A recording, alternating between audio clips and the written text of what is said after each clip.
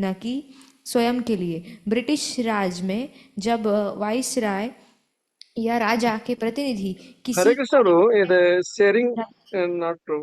तो लोग उन्हें not yet, I'm not सम्मान sharing. देने के लिए बहुमूल्य रत्न आदि उपहार में देते थे, परंतु यह कानून था कि वाइसराय एक भी उपहार या रत्न को छू नहीं सकता था। सब कुछ राजकोष में जमा किया जाता था। राजा के प्रतिनिधि के रूप में वाइसराय कोई भी उपहार ले सकता था, पर वह सब राजा की संपत्ति होता था।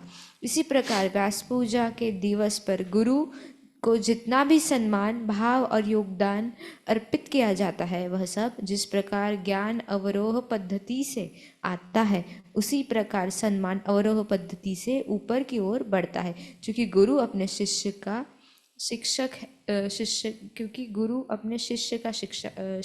है, उसे शिष्य को सिखाना होगा कि उसे मिला सम्मान और उपहार भगवान को किस प्रकार लौटाया जाए। यह व्यास पूजा कहलाती है। ठीक। तो यहाँ पर बताया गया है कि व्यास पूजा का वास्तव में अर्थ क्या होता है। व्यास पूजा मतलब कि जो गुरु हैं वो व्यास देव के प्रतिनिधि बनकर उस पूजा को ग्रहण कर रहे हैं। तो जब व्यास पूजा होती है तो गुरु उसको अपने गुरु को देते हैं, व्यास देव को देते हैं। इसलिए वो बहुत एक गंभीर विषय है और गंभीर पदवी है, क्योंकि हर व्यक्ति अपनी पूजा होते हुए नहीं देख सकता है। अभी कोई हमारी पूजा होती है तो हमको कोई माला पहनाता है तो बढ़िया लगता है, माला पहनाने आया हमको, देखो मतलब हमारे लिए गाड़ी आ रही है, माला आ रही है, तो इतने खुश हो जाते हैं हम। वहाँ पर अपनी स्वयं की पूजा एक्सेप्ट करना, पैर धोते हैं, चरण धोए जाते हैं, उसमें चरणामृत होता है, उसमें आप ग्लोरिफिकेशन होता है, तो बहुत प्राइड बढ़ सकता है उसमें। अगर सही हमारा अगर चेतना नहीं है तो हमारा बहुत अभिमान बढ़ जाएगा उससे। तो इसलिए गुरु बनना इतना आसान नहीं है, गुरु उसको अपने गुरु को दे देते हैं। तो ये हमें भी ये समझना चाहिए कि ठीक है अभी वो गुरु की पदवी की बात है, परंतु हमें भी अपने जीवन में ये देखना चाहिए कि जब भी हमें भी कोई सम्मान दे रहा है तो वो सम्मान हमें अपने से जो शिक्षक हैं, हमारे माता पिता हैं हमारे, उनको हमें दे देना चाहिए कि जो हमें मिल रहा है उनकी वजह से मिल रहा है।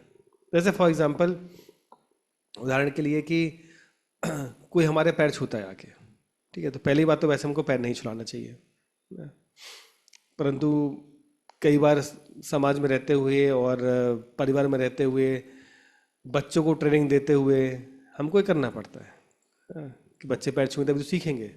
प्रभुपाद को थोड़ी बहुत लग रहा था कि हमें व्यास पूजा हो, पर प्रभुपाद ने एक सिखाने के लिए सिस्टम बनाने के, प्रभुपाद ने व्यास पूजा एक्सेप्ट करी। प्रभुपाद ने स्वयं सिखाया कि व्यास पूजा कैसे बनानी चाहिए। मतलब प्रभुपाद की स्थिति तो अब अलग ही है एक तरह से, आप देखें तो प्रभुपाद ने क्या क्या नहीं किया भक्तों के लिए, अपने शिष्यों को सिखाने के लिए। तो उस तरह से हमें भी जब कभी सम्मान मिले तो हमें, आवाज नहीं आ रही है, हरे कृष्णा, और भक्तों को आवाज आ रही है हमारी? विकास प्रभु आपको आ रही है आवाज मेरी? आ रही है। तो गायत्री माता जी आपके में कुछ तो दिक्कत है कि बाकी भक्तों का आवाज आ रहा है। तो उस तरह से हमें भी कभी सम्मान मिले, हम भी कभी ऐसा मौका पड़े कि हमारे कोई पैर छू रहा है के, तो हमें ये समझना चाहिए कि ये मेरे लिए नहीं है, ये मेरे माता पिता ने जो हमें अच्छा सिखाया है, जिसकी वजह से सामने वाला व्यक्ति हमें सम्मान दे रहा है। हमारे शिक्षकों ने, हमारे शिक्षा गुरु ने, दीक्षा गुरु ने, जो हमारे बड़े बुजुर्गों ने हमें सिखाया है, ये सब उनके लिए है। तो हम उसके बंधन से छूट जाते हैं, तो हमें उसका कर्मा नहीं लगता फिर। तो कहते हैं ना कि बहुत कर्मा ट्रांसफर होता है पूरी इसमें, पैर छूने में। कई बार लोगों को प्राइड लगता है इसमें। मतलब यहाँ पे से कोई है नॉर्थ इंडिया में, उत्तर भारत से कोई है नॉर्थ इंडिया से? समझ आ क्या है। और नॉर्थ इंडिया में तो हमारे यहाँ पे बहुत इस पर मतलब घर में ऐसा घमासान हो जाता है इसमें कि यदि किसी व्यक्ति ने किसी के पैर नहीं छुए हाँ जी। तो मैं तो हूँ प्रभु जी, उसमें नॉर्थ इंडिया से। हाँ और हाँ मैं तो बच्चों उसमें को सिखाना ही पड़ता है, बोलते हैं कैसे हाँ संस्कार दिए हैं, अभी से पेन नहीं छू रहे हैं बच्चे, हाँ या फिर बड़े भी, हम लोग भी, मतलब। तो वैसे बहुत उसमें बवाल हो जाता है लेके, क्योंकि वहां पर क्या होता है कि अ, व्यक्ति भले उसके लायक है ना है या ना है, परंतु वो इतना इम्पोज कर दिया जाता है चीज़ों को कि जबरदस्ती ऑब्लिगेशन हो जाता है पैर छूना। व्यक्ति में चार अच्छी चीज़ें नहीं होंगी, परंतु उसके पैर छूना है उसको, जबरदस्ती करना है। तो और उसमें नहीं छूता है कोई अगर पैर, तो हमारे इस पे पूरी पूरी मीटिंग लग जाती है घर पे कि बच्चे आए तो उन्होंने पैर नहीं छुए हमारे, मतलब ऐसा हो गया। तो इसलिए वहाँ डिमांड करते हैं लोग कि हमारे पैर छुओ, पैर छुओ, छुओ। तो वो कर्मा मांग रहे हैं, और आओ अपने कर्मा मुझे दे जाओ, और दे जाओ, मुझे दे जाओ, दे जाओ, दे जाओ। और यहाँ पर एक भक्त है, वो क्या कर रहा है, वो कह रहा है कि जो भी मेरे पास आ रहा है वो भी मैं अपने ऊपर से अपने अपने लोगों को दे रहा हूँ। मेरे गुरुओं ने, मेरे माता पिता ने, मेरे बड़े लोगों ने जो भी दिया है वो सब उनके लिए है। ठीक, तो उस तरह से हमारा मनोभाव होना चाहिए अंदर से। तो वो यहाँ बताया गया कि वाइसरॉय भी जो है वो उपहार ले रहा है, ठीक है, सब कुछ मिल रहा है उसको, परंतु ऐसा नहीं कि लेके जेब में डाल दिया, उसको लेके वो राजकोष में जाता है। ऐसा नहीं कि वो उसके पर्सनल पॉकेट में चला जाता है, वो सब गवर्नमेंट के पास ही जाती है चीज़ें। अभी अपने जो हमारे भी जो राजनेता जाते हैं बाहर में, कुछ उनको अवार्ड्स मिलते हैं, कुछ मिलता है, तो थोड़ी उनके पर्सनल किसी चीज़ में जाता है, वो सब उनके म्यूजियम में जाता है अंदर में, और म्यूजियम हमेशा के लिए रहता है। अगर आप में से कोई दिल्ली में राष्ट्रपति भवन गए हैं, तो राष्ट्रपति भवन में जाइए, नीचे में जो हमारे राष्ट्रपति को जो चीज़ें मिलती हैं बाहर से जब जाते हैं विजिट में, वो सब रखी हुई है। ऐसा नहीं है कि वो हमारी राष्ट्रपति मैडम ने उसको अपने पर्सनल बक्से में रखा हुआ है, वो सब सरकार की धरोहर है, सरकार के लिए है। ठीक, इस पूछी पे प्रभु जी, श्री गुरु के चरण को स्पर्श करना चाहिए या नहीं करना चाहिए? अच्छा, श्री गुरु जी के चरण को स्पर्श करना चाहिए कि नहीं करना चाहिए? मौका मिले तो अवश्य करना चाहिए, मौका मिले तो अवश्य करना चाहिए। आपको कभी मौका मिले तो छू लीजिए जाके। मैंने ये भी सुना है कि शिक्षा गुरु के चरण को नहीं छूना चाहिए, क्या ये सही शिक्षा है? गुरु नहीं छुलाते हैं वैसे वैसे तो दीक्षा गुरु भी चरण नहीं छुलाते हैं, वो भी आपने देखा होगा तो मोस्टली सब सॉक्स पहने रहते हैं, तो सब सन्यासी सॉक्स पहने हुए मिलेंगे। तो सबको अवॉइड ही करता है, सबको जिसको गंभीरता पता है ना उस विषय की ना, वो सब अवॉइड करते हैं। पर कुछ लोगों का सोसाइटी में ऐसा स्टेटस होता है, वो डिमांड करते हैं कि नहीं आके मेरे पैर छुओ। अगर बच्चों ने घर पे आते में पैर छुए थे, अगर जाते टाइम पैर नहीं छुए थे तो बवाल हो जाता है। जाते टाइम पे भी अगर घर में पैर छू लिए पर गाड़ी में चढ़ते हुए पैर नहीं छुए अगर, तो बवाल हो जाता है। तो वो उन लोगों की परिस्थिति, मतलब मानसिकता है जिनको डिमांड करते हैं ना कि चाहिए चाहिए चाहिए। अपने भक्त रहते हैं कि मैं सबका दास हूँ। तो जैसे प्रभुपाद जी को पूछा गया प्रश्न कि Prabhupada are you guru of Allen Ginsberg? Allen Ginsberg थे एक, हाँ, तो एलन गिन्सबर्ग थे। तो एलन गिन्सबर्ग थोड़े एक डिफरेंट करेक्टर के पर्सन थे, ठीक है, तो करेक्टर उनका अच्छा नहीं था, परंतु भक्ति मानने के लिए कोई भी आ सकता है भक्ति में, ठीक है। अब एलन गिन्सबर्ग का करेक्टर डाउटफुल था, तो प्रभुपाद को पूछ लिया गया कि आप क्या उनके गुरु हो? अब प्रभुपाद अगर हाँ करते तो ये हो जाता कि प्रभुपाद ने गर्भ करेक्टर वाले व्यक्ति को शरण दे रखी है, तो इसको उनके प्रिंसिपल्स से समझौता हो रहा है। और यदि प्रभुपाद ना करते तो एलन गिन्सबर्ग को बुरा लगता कि मैं प्रभुपाद को फॉलो कर रहा हूँ और प्रभुपाद ने ना कर दिया। और प्रभुपाद का मनोभाव देखिए, ऐसा नहीं कि प्रभुपाद ने स्मार्टली बहुत सोच समझ के वैसा बोला। प्रभुपाद ने बोला आई एम एवरीवन सर्वेंट, तो मैं किसी का गुरु नहीं है, मैं सबका दास हूँ। ये प्रभुपाद का रिप्लाई था कि आई एम एवरीवन्स सर्वेंट। पूछा गया था कि अरे गुरु ऑफ, कई बार लोगों को प्राइड होता है ना कि लोग बताते हैं कि अरे पता है मैं उसका गुरु हूँ, मैं उसका गुरु हूँ। कोई बड़ा आदमी है ऐसे कोई, तो मैं उसका गुरु हूँ, क्योंकि उसके नाम से मेरा नाम जुड़ जाएगा, तो मैं उसका गुरु हूँ भाई। तो पर प्रभुपाद बोलते मैं सबका दास हूँ, तो I am everyone servant, that was Prabhupada. ठीक, तो प्रभुपाद ने हमें बहुत बहुत कृपा बांटा है, बहुत, अब कोई सीमा नहीं है उसकी। प्रभुपाद ने संन्यास लेने के बाद भी प्रभुपाद ने भक्तों की शादियां करवाई हैं। मतलब जब लीलावत पढ़ी है तो देखेंगे हम लोग के ना कि प्रभुपाद ऐसे सन्यासी शादी में भाग नहीं लेते हैं। प्रभुपाद ने बोला कि इन लोगों को अगर वो मानवीय स्तर पर लाना है, नाम है मनुष्य के स्तर पर, तो मुझे वो सन्यासी वाले प्रोटोकॉल से निकल के कुछ करना पड़ेगा इनके लिए। तो ऐसा नहीं था कि प्रभुपाद ने नियम तोड़े हो, प्रभुपाद ने उनको कृपा देने के लिए वो किया। एक तो कपल थे, गर्लफ्रेंड बॉयफ्रेंड का बच्चा भी था, डिवोटी बन गए।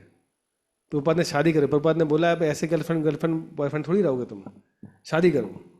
तो शादी कर रहे थे तो बच्चे को लेके बैठे हुए थे, तो उन्होंने बोला नहीं, शादी के पहले बच्चा नहीं, बच्चे को साइड में रखो ही पहले। तो बच्चे को साइड में रखा गया, शादी हो गई, अब बच्चे को लेके आओ, ठीक है अब बैठो बच्चे को लेके। तो हम लोगों को है ना, ये सोचने में भी अजीब लगता है कि अभी ऐसी स्थिति भारत में नहीं आई है, और प्रभुपाद ने ये 50-55 साल पहले प्रभुपाद ने हैंडल किए ऐसे केसेस। तो प्रभुपाद की कृपा हमारे लिए असीम है।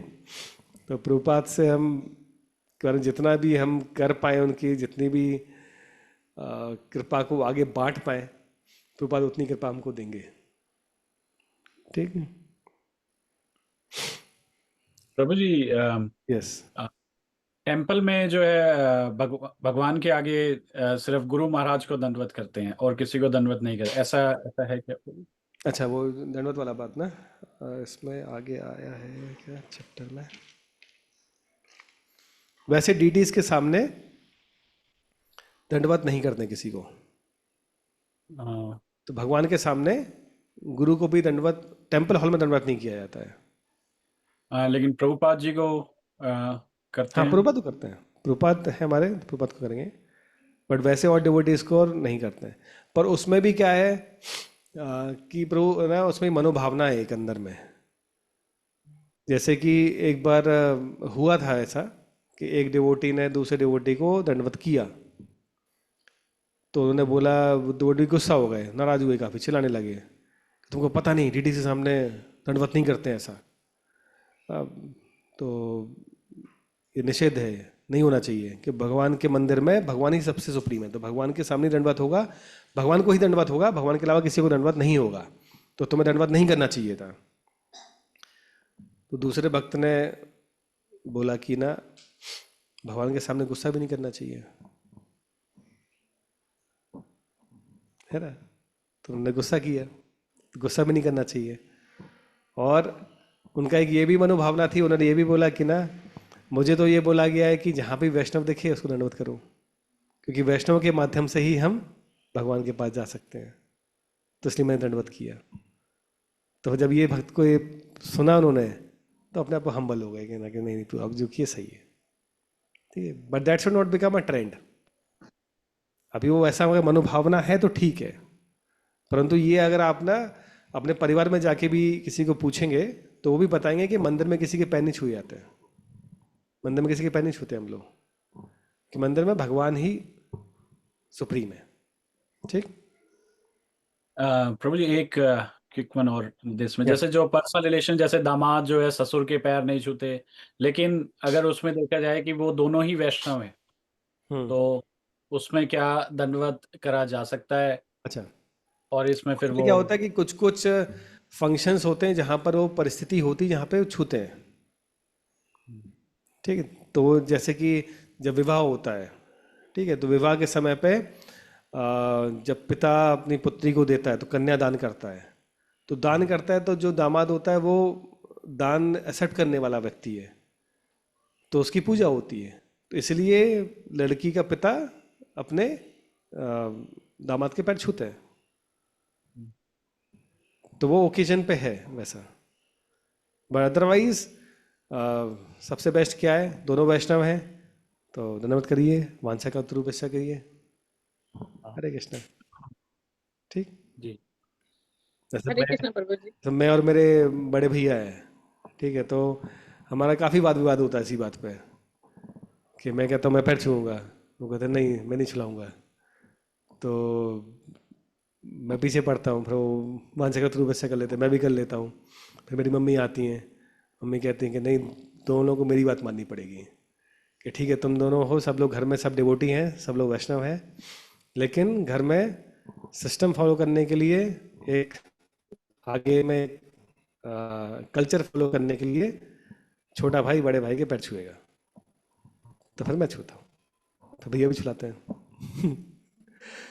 तो ऐसा है, हमारे पेरेंट्स हैं, पेरेंट्स भी इनिशिएटेड हैं ना, तो डेली हम लोग घर पे जब आरती करते हैं तो उसका माता पिता के पैर छूते हैं, हम लोग वो छुलाते हैं, आशीर्वाद देते हैं, करते हैं वैसा। ठीक, तो कुछ चीज़ें हमको ये भी देखना चाहिए कि कैसे हम घर में कल्चर सेटअप करें, क्योंकि अगर हम नहीं करेंगे तो फिर हमारे बच्चे भी नहीं करेंगे ना, आगे वो भी नहीं सीखेंगे उस चीज़ को। तो इसलिए बेस्ट है कि हम प्रॉपर मूड में उसको लें। तो जब हम वो कोई हमारे पैर छू रहा है तो व्यक्ति